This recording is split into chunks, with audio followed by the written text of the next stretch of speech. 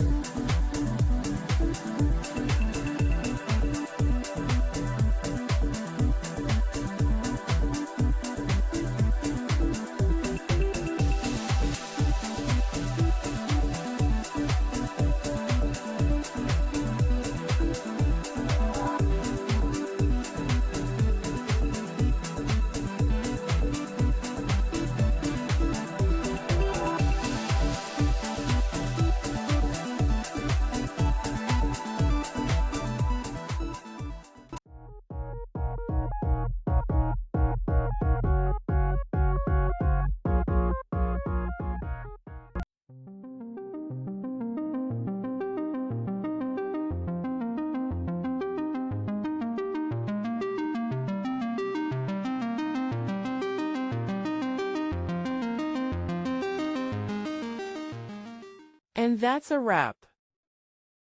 I hope you found the answer you were looking for. If you did, take a second to hit that subscribe button. It really helps out. And let me know in the comments which solution worked best for you. See you next time in the debug zone.